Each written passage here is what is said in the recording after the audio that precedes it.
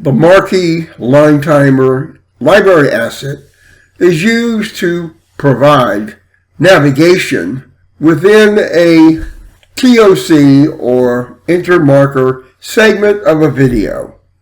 In the case of the loaded project, there is a line timer located between the marker at t equals 0 and the first marker.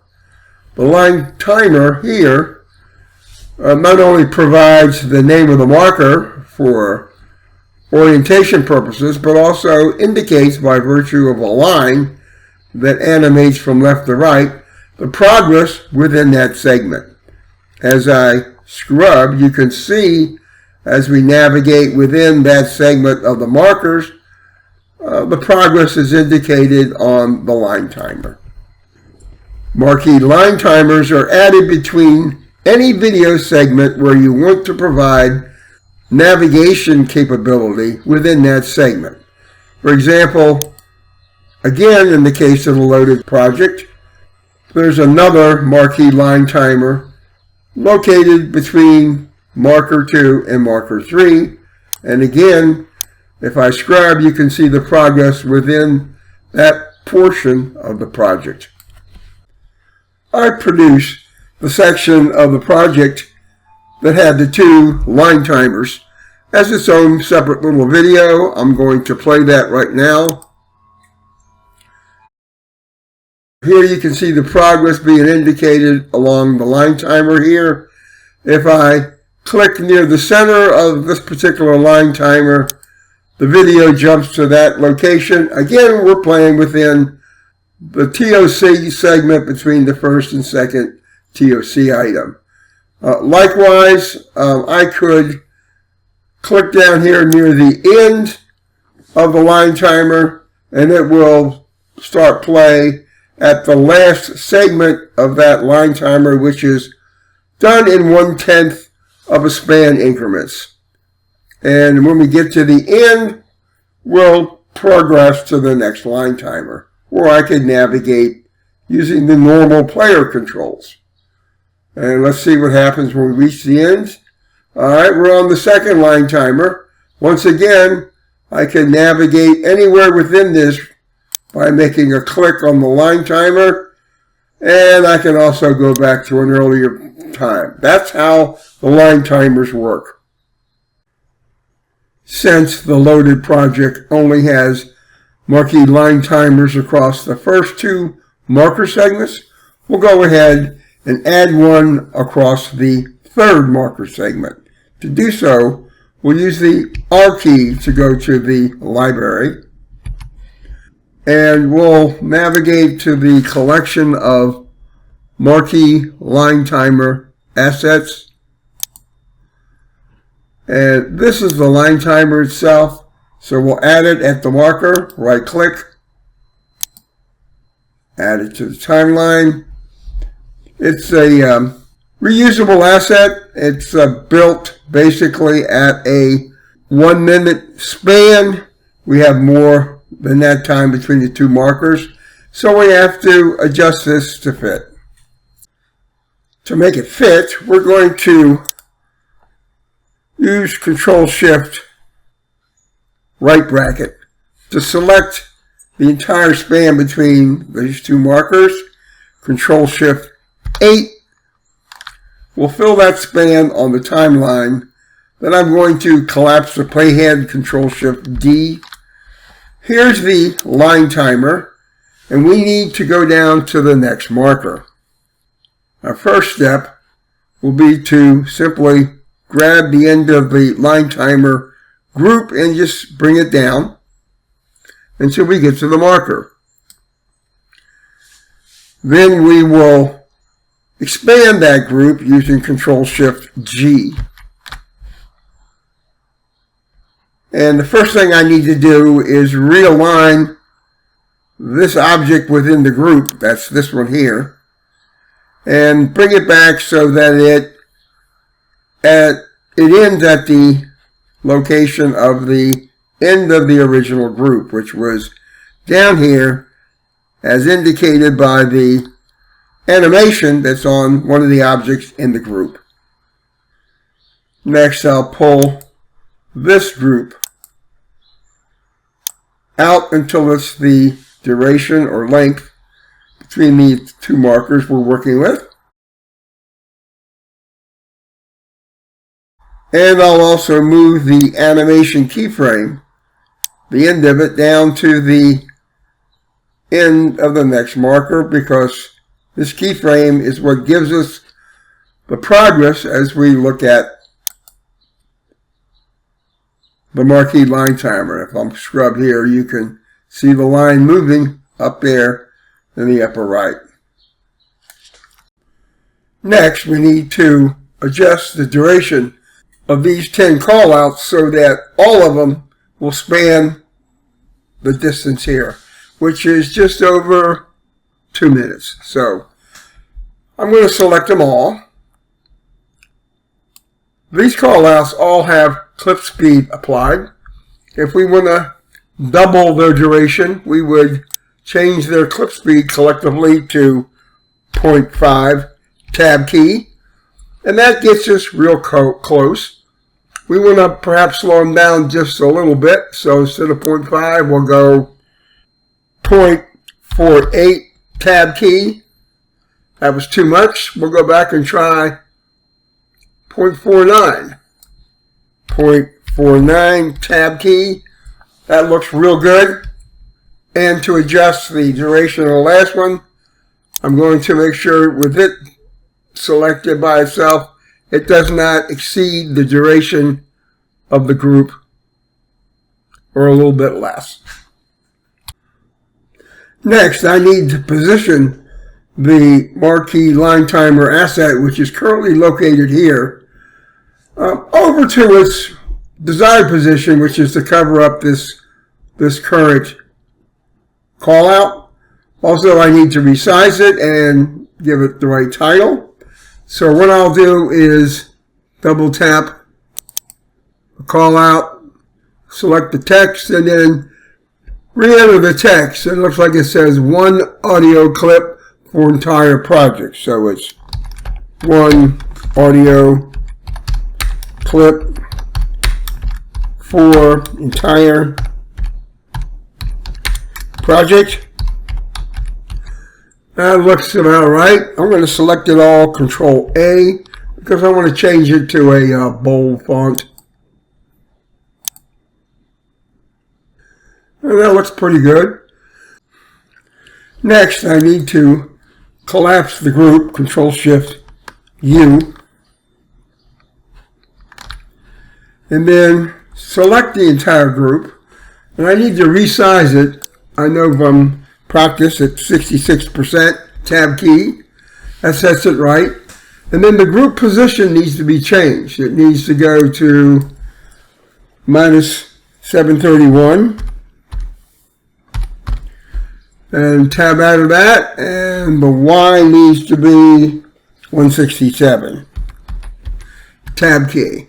And that repositions it and sizes it so it fits over top the original call out you saw up here. Marquee line timer navigation is controlled by go to time hotspots. Next, we need to set the properties of those navigation hotspots. With the line timer selected, we're going to expand it using Control Shift G. And we'll select this top level group, which is the hotspots themselves, and we'll expand that, Control Shift G. Now we have two open groups displayed as well as the basic timeline. If we scroll down here to track 1, and I click on the call out on track 1, note up here that you see the outline of that call out, which indicates the click zone for that particular hotspot. And if I click the next one, it moves over to the next position, third one, fourth one, and so forth. We navigate back to the base open group, These callouts down here determine the position of the hotspots up here for determining the go-to-time values. For example, the playhead's currently at the beginning of this first callout. If we use Control right bracket to navigate to the next marker within that group, note how the line has expanded. I'll go Control right bracket. The line has gotten longer. Control right bracket, and so forth.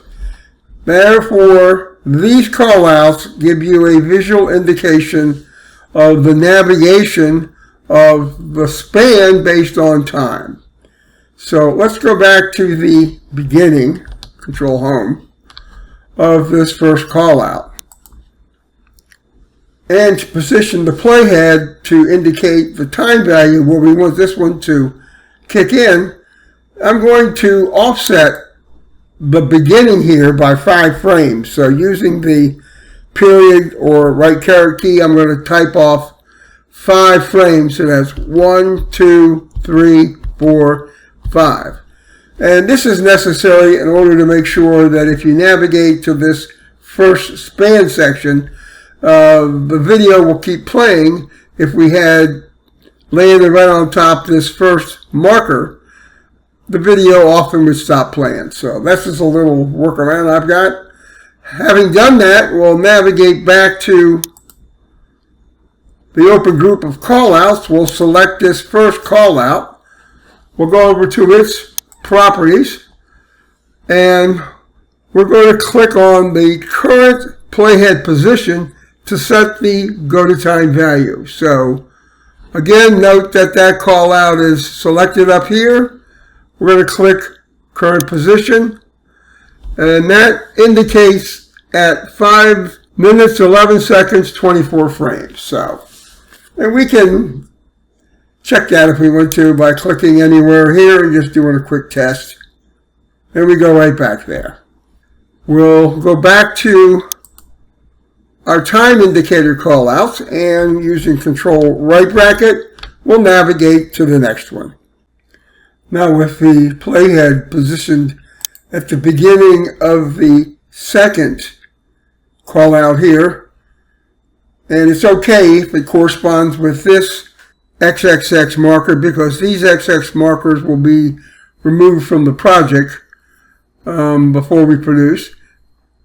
With the playhead in the right position, we'll navigate back to the open top group. We'll select the second call out in the series as confirmed here. It's on track 2, of course. And with that selected, we'll go back over here and click current position to set its time value. We'll navigate back to the lower position. Control right bracket takes us to the next call out section. With this selected, we'll go to the top group. We'll select the guy on track 3. There he is. And again, current position.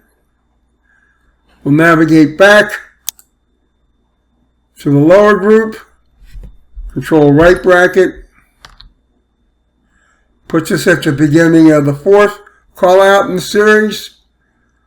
Back up to the top group. That's on track 4. You can see it's selected. Current position. And we'll go back to the lower group. And we'll advance to the next and proceed accordingly, adjusting all of the rest of the go-to-time values for the remaining callouts on that top section. At this point, I've completed setting the hotspot properties. I've just done the 10th one on the 10th track here. You can see its value here. Now we want to verify that they're all correct.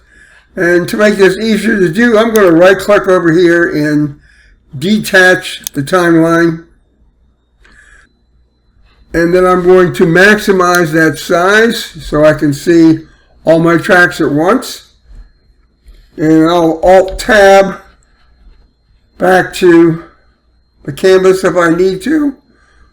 Alt-Tab puts me back. So with the playhead displaced somewhere past the click point of the last call out, Alt-Tab puts me back to current position. Note the call out up here. I'm going to test it. And you can see that we navigated up here. Alt-Tab shows we've moved back to the beginning of that one. I'll select the next one. Alt-Tab, test. We've navigated. Alt-Tab. Here's where we are. I'll select the next one. Alt-Tab, test. And you can see us navigating up here. And I'll do that all the way down all these hotspot callouts to make sure that the hotspot go-to-time navigation points are correct. And so far, they're spot on. At this point, I've verified that all 10 hotspots navigate to the correct go-to-time values as indicated by this position. We'll go back to the detached timeline. Whereas the last call out, now I'm going to right click over here and reattach the timeline.